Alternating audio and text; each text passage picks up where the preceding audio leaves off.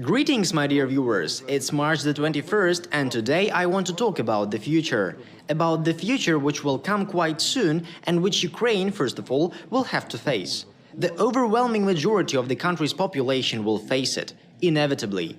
You know, you can fool yourself, but the reality will not change. For example, today I watched one of the latest videos of the Kiev regime's propagandist, Arestovich, in which he basically cries and says that everything is coming to the inevitable breakdown. If you watch this video, the link I will give below, you would understand that it is the story of a doomed man who is well aware that the thing he serves is doomed and he is simply trying to justify himself and prepare himself to flee. That is, when he speaks of moral failures, he speaks first and foremost of himself. So all that remains is to flee to some Warsaw, to found some Warsaw Nexta, and then to spread the same things that the next of Warsaw tells us today. This is what Arestovich is preparing himself for. At the same time, he's encouraging ordinary Ukrainians to continue to fight, to lay down their lives for something unclear and unobvious, and with absolutely no prospects. You know, when I talked to those people from the town of Sumy now, in the first 2 weeks there was such an aggression that no one wanted to listen to me. Today, more and more people realize that my arguments are based on reality, and they begin at least to speculate. They begin thinking about the future. You have to understand that the problem of war is not primarily about battles. Who defeated whom, how many soldiers were killed, how many were wounded, respectively the ratio of losses of the parties. First of all, those sides suffer heavy losses who are not prepared for war, either economically or psychologically. I will tell you how it will look like on the example of one particular city, my hometown Sumy, which is generally blocked by Russian troops, but as they say, does not surrender. The truth is that no one actually attacks the town. And this is the situation that has been going on there for 3 weeks now. Let's look ahead a little bit. Already in the city, the big problems begin. The city is on the verge of starvation. There is not enough medicine, there is not enough everything, and there is no understanding how long the situation will last. And now let's assume for a second that that's all. There are no active combat operations, some sort of temporary truce has been established, and it is clear that Russian troops are not going anywhere. Imagine the situation that they even agreed with someone that everything, any humanitarian cargo, goes through and no one resists it. And I have question number one. With this ruined logistics, with blown-up bridges, which these moronic patriots blew up actually, how can everything be delivered to the city of Sumy now? How is it possible to deliver goods to the city of Sumy assuming that Russia is not helping? Can you imagine that today? And ask yourself now, who is to blame for all this? Who blew up all those bridges that absolutely did not prevent the Russian army from advancing, but which now prevent the locals from living normal lives? Let's go a little bit further and think about it. I know what this Sumy territorial defense is doing today, so they are just waiting for the period of uncertainty in local government to begin, and they will start conducting sabotage operations. They won't, for one simple reason, because their own families will tell them, like Vasya, Kolya, Petya, haven't you thought about how will I live? Haven't you thought about what will I eat? Have you thought about how your hometown will have certain things like medicines? After all, how will your governor handle the next heating season? Because if you don't resolve this issue in the summer, the city will freeze to death in winter. But they don't think about that today. They only think about the war to the last Ukrainian. And all their actions will bring these same Ukrainians to a real humanitarian disaster next winter, which will certainly be blamed on Russia in the West.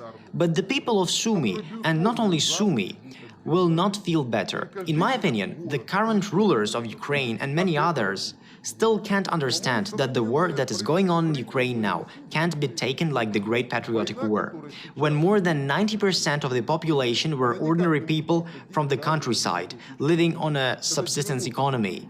Today, the majority of the population of Ukraine does not live by subsistence farming. And this is a key factor, far more important than the amount of even heavy military vehicles. And the population of the country, which has fallen into temporary patriotic hysteria, will very easily calm down, and this is exactly what Arestovich is talking about.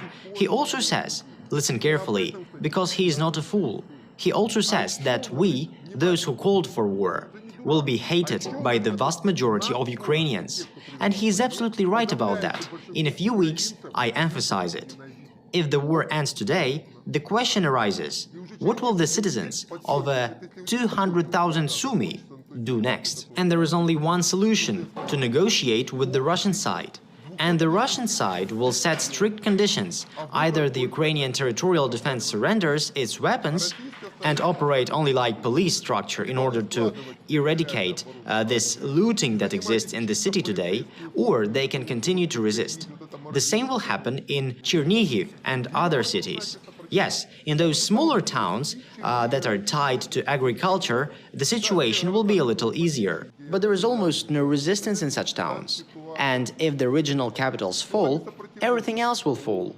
I emphasize that everything I said happens. If everything stops now, at this very moment, today, and if we listen to Arestovich, and he did confirm what I said yesterday on the prediction of military operations of the Russian army, the Russian armed forces have finished regrouping and are preparing to strike a decisive blow to the Donetsk task force of the Ukrainian armed forces. And imagine that all this will happen at the moment of the front line falling down. This is the very situation to which the propagandist Arestovich, perfectly aware of it of course, is preparing his flock. He's trying to shrug off responsibility and shift it onto ordinary people who have supposedly lost faith in victory. No, they do not lose faith in victory, but they stop believing you, because 5 days ago you were still telling them about that, together with this Gordon who showed off to Lvov at the first danger. And he, let me remind you, used to say, "I will defend Kiev to the last." As soon as the first missile attacked, he got into his expensive car and drove to Lvov, and from there he urges all Ukrainians to die. So 5 days ago, they were laughing together about the reparations they would impose on the Russian Federation, and today Arestovich, like a snotty little girl, is telling us that Ukrainians must prepare for the inevitable defeat.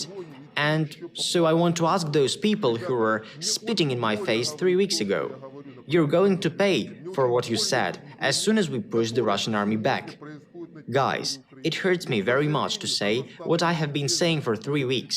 It hurts me very much to see the war that is going on in Ukraine today, but unfortunately, it was already inevitable in 2014. Moreover, it began back in 2014, and for 7+ years you have tried to ignore it. And today, when this war, which began, I repeat, back in 2014, has reached you, you are looking for someone to blame.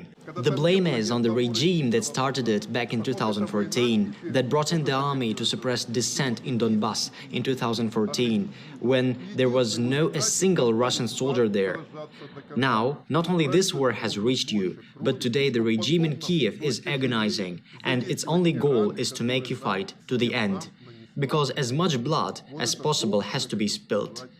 So it will be harder to heal the wounds that this war has inflicted on all of us. That's what I wanted to say in this video.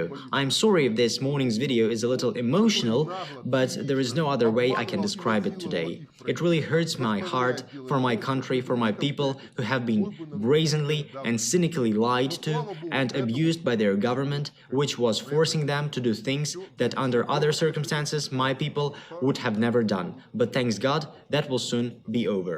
Bye.